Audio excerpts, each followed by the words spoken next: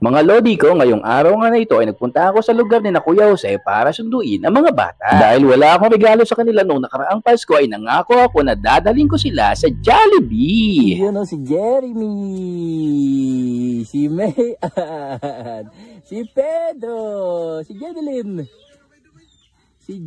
at si Joanna. So yun, nag-iis po sila ngayon kasi kami ay pupunta sa... Saan tayo pupunta?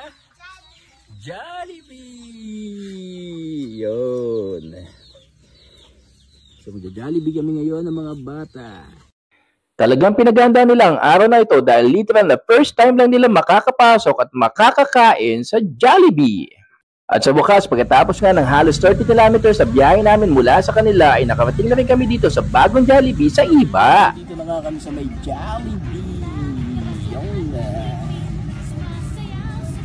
Jollibee. At habang nakapila nga ako sa counter para umorder ng aming pagkain ay sa kanila sinabi na spicy chicken joy na lang ang available. Yun o, busy-busy si Joker sa cellphone.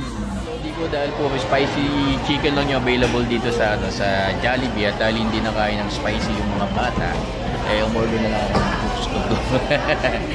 Para ma-enjoy nila yung pagkain nila dito sa may Jollibee mga lodi. So yun. Jollibee Chooks to go. You know.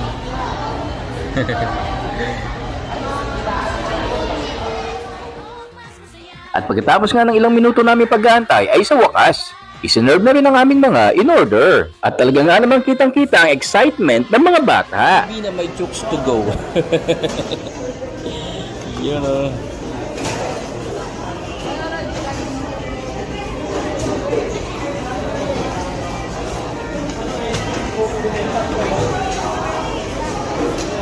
Ano yan? Masarap?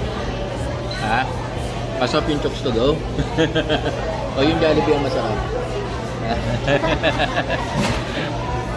Ano po?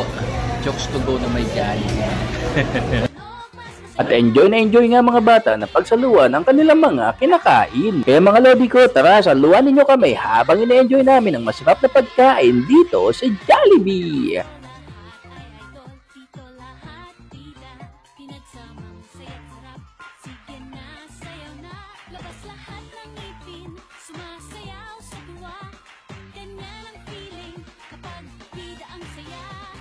Ay?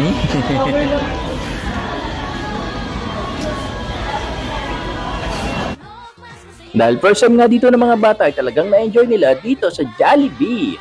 Talaga nga namang hindi may pagkakaila na kapag dito sa Jollibee, bida ang saya.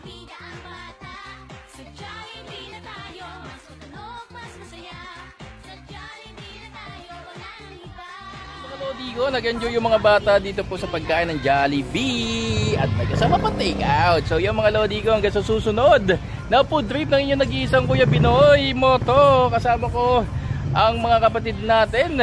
So hanggang sa susunod mga lodi ko, always remember, good vibes lang tayo palagi. Oh,